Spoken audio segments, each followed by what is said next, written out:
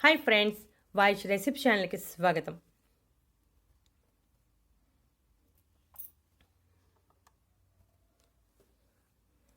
ఏడు రోజులు మోకాలు నొప్పులు, కీళ్ళ నొప్పులు, నడుం నొప్పి, శారీరక బలహీనత, కాల్షియం లోపం అనేవి జీవితంలో లేకుండా చేస్తుంది.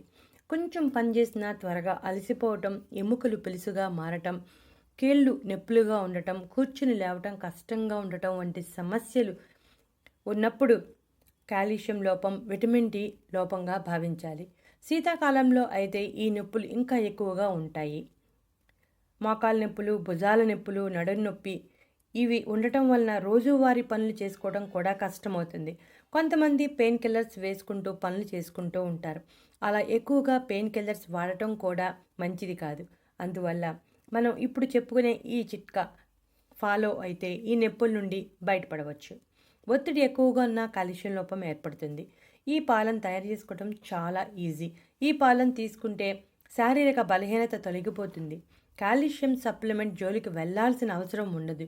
కాకపోతే కాస్త ఓపికగా ఈ పౌడర్ తయారు చేసుకుని పాలల్లో కలుపుకొని తాగాలి.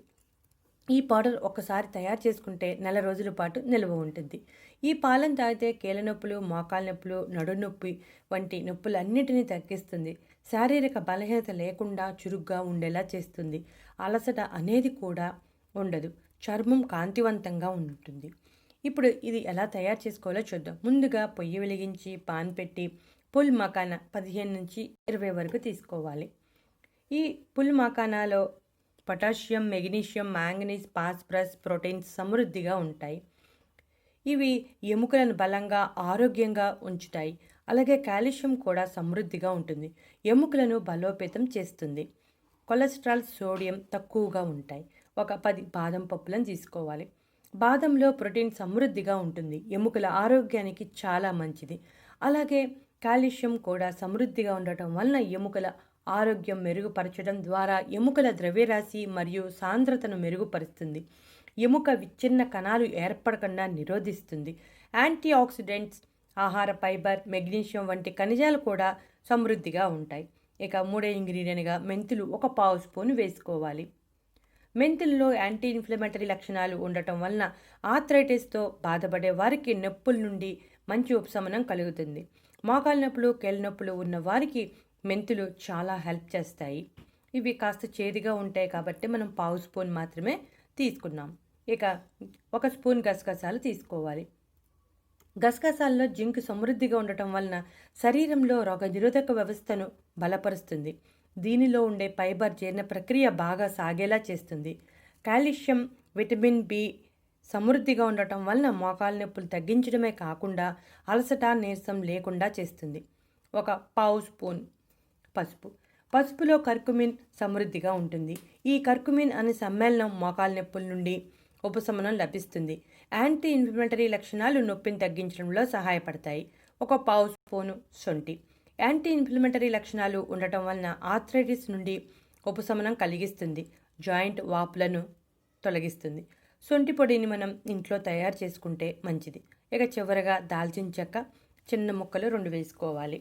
దాల్చిన చెక్క పొడి ఉంటే పొడిని కూడా వాడవచ్చు. దాల్చిన చెక్కలో యాంటీ ఆక్సిడెంట్స్ సమృద్ధిగా ఉంటాయి. యాంటీ ఇన్ఫ్లమేటరీ లక్షణాలు కీళ్ళ నొప్పులను కలగచేసే కారకాలకు వ్యతిరేకంగా పనిచేస్తాయి. ఇవి కాస్త వేగించాలి.